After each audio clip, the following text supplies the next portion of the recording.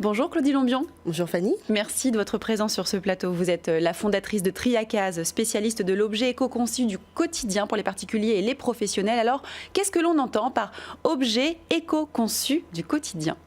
Alors, un objet éco-conçu est un objet qui intègre les préoccupations environnementales dans son cycle de vie, c'est-à-dire de sa conception, en passant par la production, par son utilisation et le recyclage. Donc l'éco-conception de ce produit permet en plus de limiter son impact en termes de coûts, en diminuant notamment tout ce qui est transport ou en intégrant des matériaux recyclés. Donc il devient du quotidien quand il est utile, fonctionnel, qu'il est utilisé donc du lever au coucher, à la maison ou au bureau, et comme on dit chez nous, à la maison, à case. À case, donc Triacase. D'où Triacase. D'où le nom de l'entreprise. Tout à fait. Et pourquoi avoir créé une entreprise dans le green marketing ? Alors, je suis ingénieure de formation, donc spécialiste en développement durable et en marketing territorial. Et je suis originaire de l'archipel des îles de Guadeloupe, dans la Caraïbe. Et donc, nos territoires insulaires, qui sont fortement impactés par les aléas climatiques, ne sont pas extensibles. Et donc, la problématique de la gestion des déchets reste très prégnante sur nos territoires. Et 61% des Guadeloupéens se disent concernés par le devenir de leurs déchets, mais seuls 31% de ces 10 déchets sont valorisés localement. Donc, comment faire de cette population des héros du quotidien, des acteurs de changement pour les sensibiliser sur ce changement de paradigme, pour faire des déchets de véritables ressources. Donc c'est à cette question que j'ai essayé de répondre à Triacase en créant une entreprise spécialisée dans le marketing de l'écologie positive au travers de tout un écosystème digital, alors physique et digital.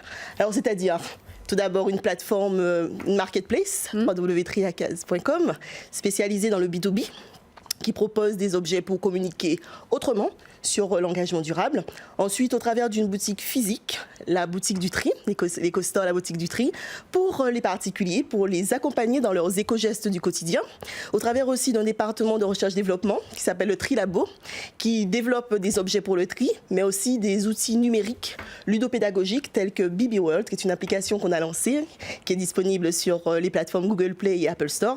Mais nous accompagnons aussi au travers de toute une multitude d'actions territoriales sur notre territoire, avec l'éducation nationale, avec les acteurs sportifs tels que la Ligue de roller ou de skateboard, ou encore les acteurs culturels tels que le carnaval, qui bat son plein actuellement sur nos territoires et qui permet de promouvoir et de valoriser l'éco-conception et les savoir-faire ancestraux de nos costumes.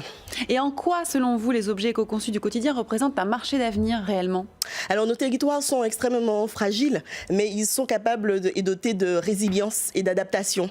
Et donc, plus qu'une mode, la green attitude est vitale sur nos territoires, puisque cela permet de développer de nouveaux modèles économiques qui sont scalables et duplicables, tels que l'upcycling par exemple, qui permet de valoriser des déchets d'emballage ou de la biomasse en créant des produits à haute valeur ajoutée.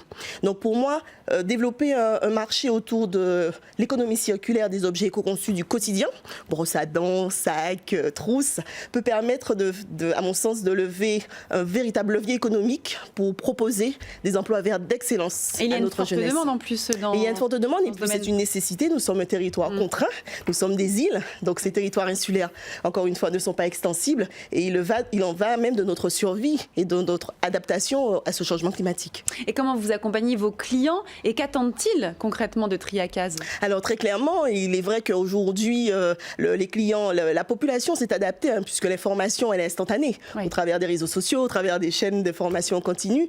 Et aujourd'hui, la population aspire en fait à de nouveaux modes de consommation, beaucoup plus sains, beaucoup plus équitables.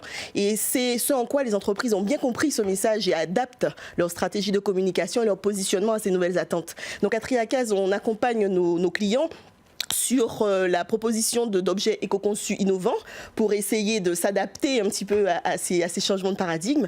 Et de la poubelle de voiture éco-conçue en passant par le gobelet ou le stylo ou encore notre barbecue 100% biodégradable, on essaie à chaque fois de chercher des objets innovants pour permettre justement à nos clients de se démarquer et surtout de fidéliser leur clientèle. Merci Claudie Lombion pour votre intervention. Je rappelle, vous êtes la fondatrice de Triacase.